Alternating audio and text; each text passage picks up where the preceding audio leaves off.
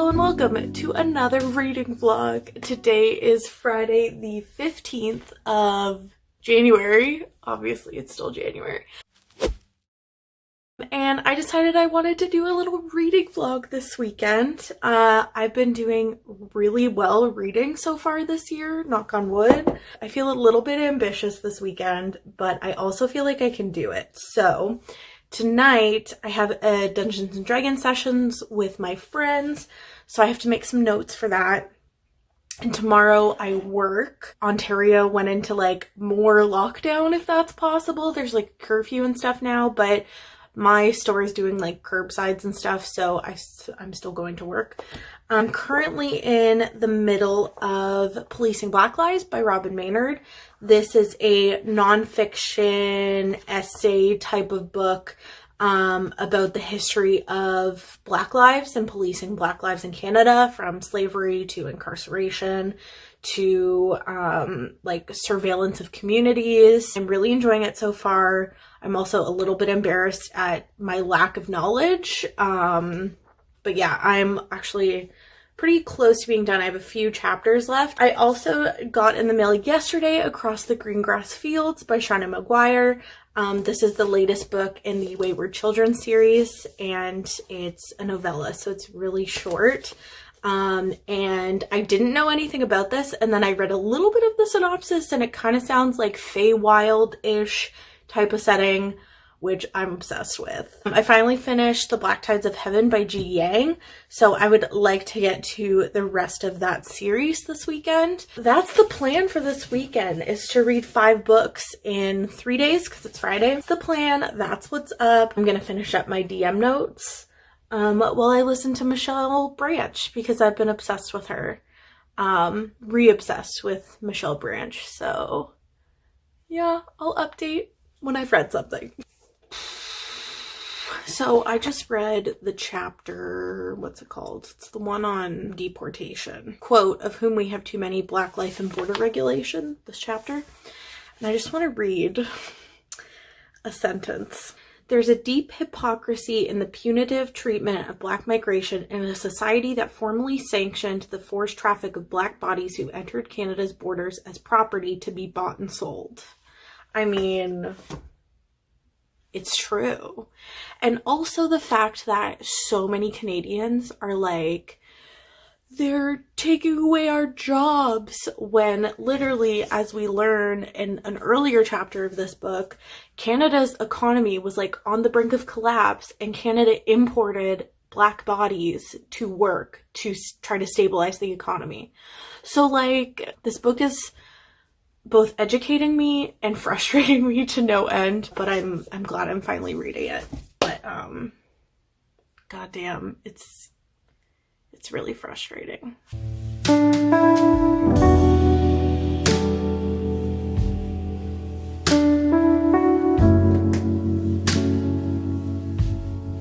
I just finished Policing Black Lives by Robin Maynard.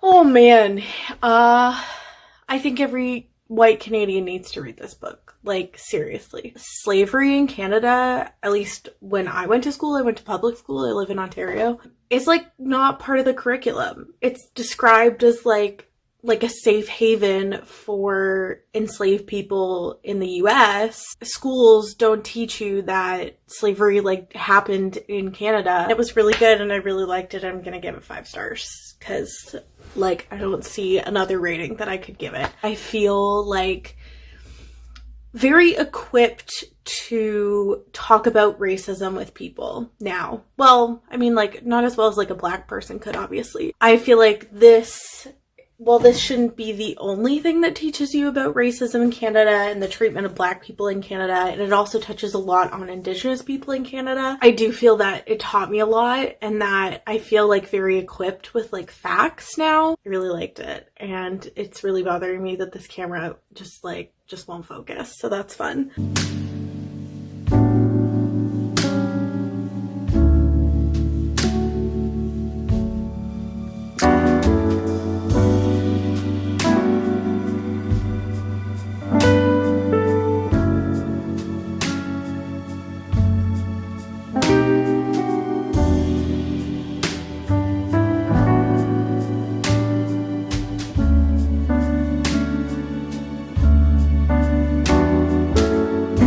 market has this like weird shimmer around it. The ones you do see, like you see a couple at the clock tower in the town square. There's like a couple of guards there, like very serious doing their jobs. But they don't seem to pay any mind to the obvious magic that's going on at the marketplace. Yeah.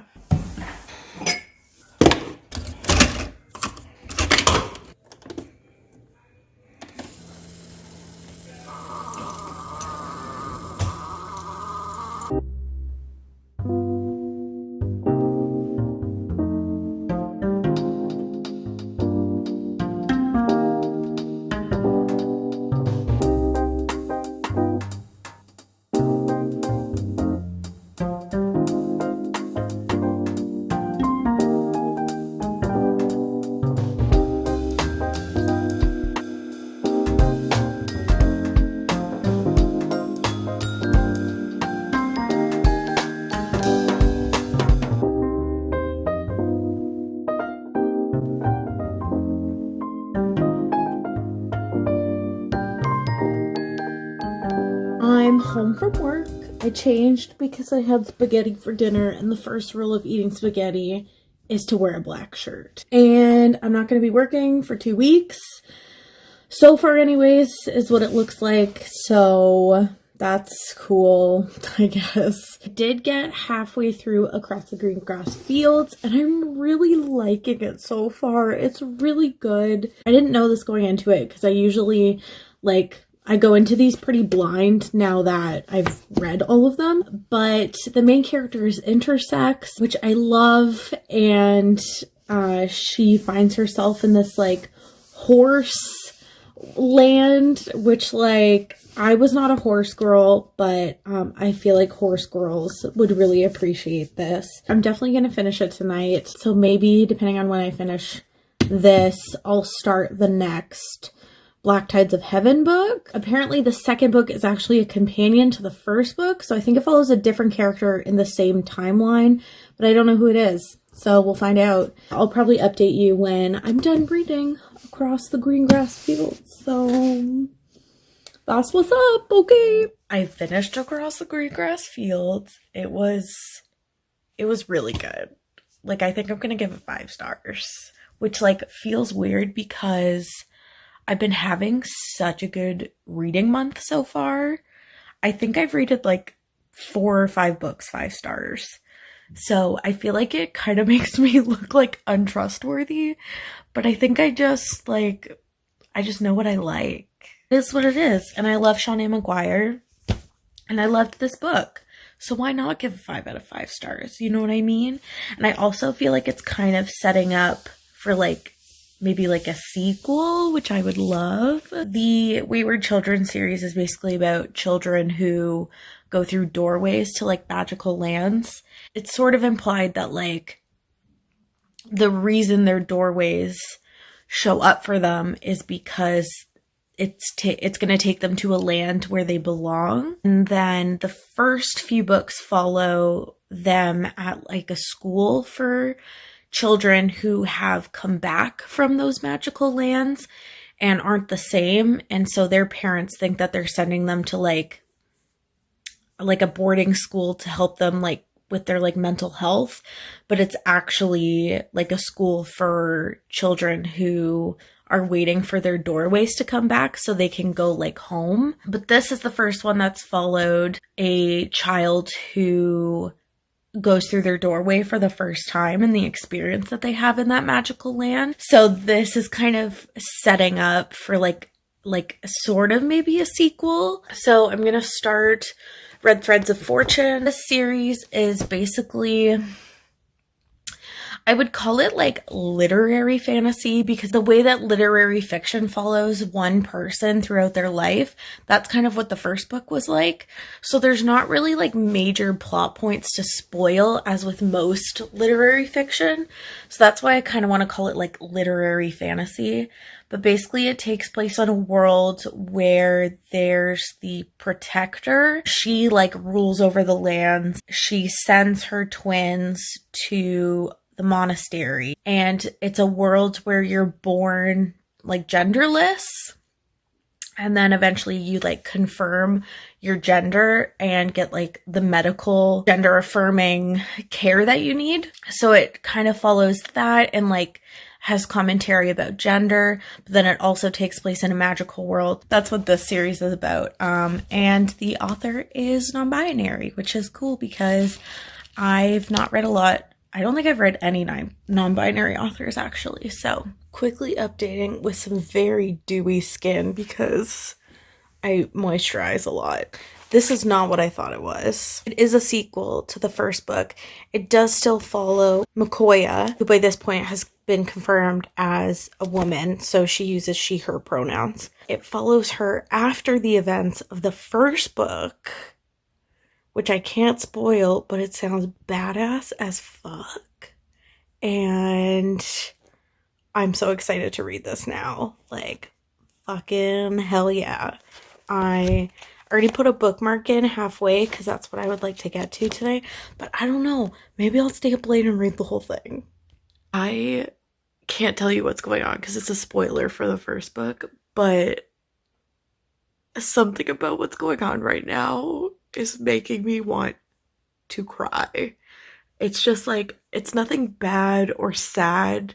It's just like really gentle and soft. And I'm emo.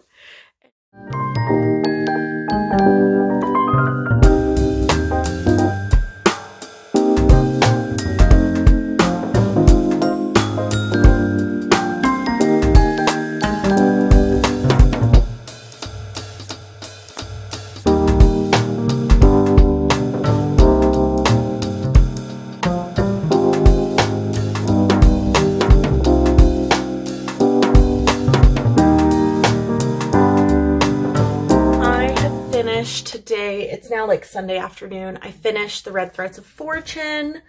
I liked it. I found that the same issues I had with Makoya in the first book, I had in this book, which kind of sucks because in the first book, I just found that she was lacking overall character development through the arc of the story, but she wasn't the main character, so it didn't really affect my opinion of the story as much. But in this one, she's the main character, and I still found that she was lacking some of that character development. I'm gonna give it 3 stars, so I did really like it. It just, something about Makoya, just like, I wish we got a little bit more from her.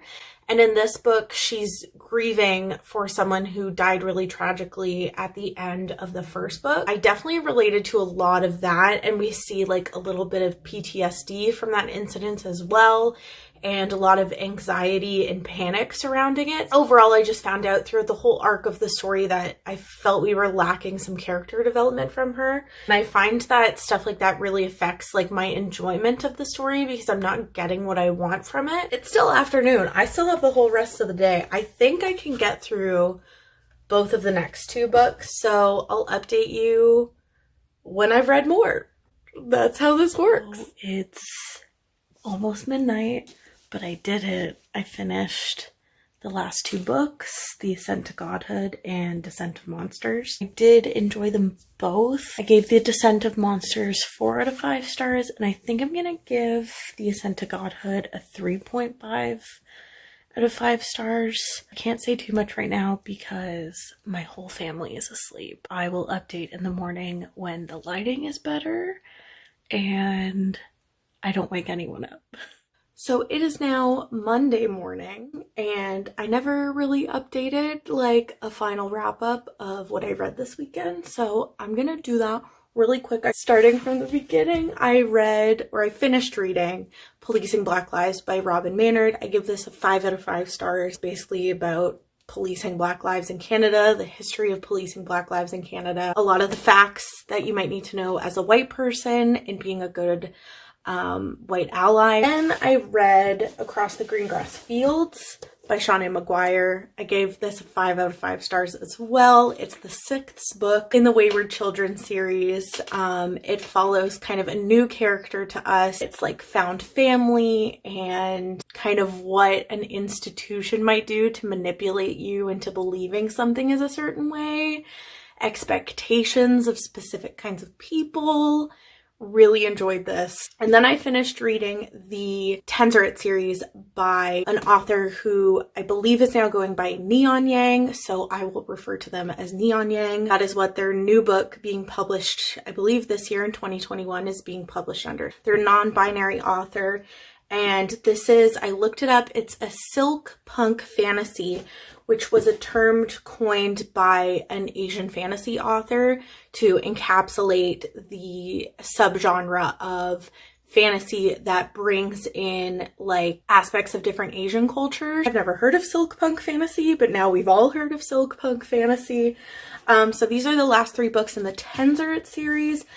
They all follow different people, and they're all sequels of each other in a certain way. They're all very different. The second book follows Makoya, who is the sister to the main character of the first book. This one I gave a, what did I give this? I believe I gave it a 3 out of 5 stars. And I enjoyed it, but I wanted more from it. The third book is actually really interesting. It's still a sequel, but it follows an incident that happens at an institute where they're doing research on different kinds of animals and possibly breeding these animals into like hybrids of each other. But it follows an investigator and her notes about what might have happened at the institute. And it's about the protectorate kind of blocking things from her and not giving her all of the information that she needs to properly finish out her investigation, which was really good. I gave this one a 4 out of 5 stars. Obviously, there's more going on than just what we think might be going on, but it's a lot about a state and the lengths that they'll go to manipulate an investigation into it looking like a certain type of, or a certain group of people is a certain type of way, maybe more dangerous than they actually are, which after reading Policing Black Lives is very familiar. And I really liked this one. It's definitely, I think the first book is my favorite. I gave that one a 4 out of 5 stars, but this one's a close second. I also gave it a 4 out of 5 stars. And then I went on to the last book, The Ascent to Godhood, which is another sequel that takes place in the perspective of another character, and it's kind of a villain origin story about the protector who rules over the land of the protectorate. And I really liked this because it was a villain origin story from the perspective of someone who isn't the villain. I felt like it encapsulated all of the themes that we see throughout all the books. And I really liked that. I was a little bit disappointed by the ending. I felt like it didn't quite feel like a last book of the series, and so I don't know if the author plans on writing any more in this series. If they did, I would definitely read it, but it didn't quite tie up all the loose plot ends that the series presented throughout the 4 books. So I gave that one a 3.5 out of 5 stars. Those are all the books I read this weekend. Obviously, like, 4 of them were novellas, and 1 of them I had already started, but I did read 5 books this weekend, so I mean, that's that. That's what's up. I hope you guys enjoyed this reading vlog. I hope it wasn't super long and boring like some of my reading vlogs have been. Let me know if you've read any of these, if you plan on reading any of these. I would love to hear from anyone who's read the Tensorate series, and I will see you next time. Bye!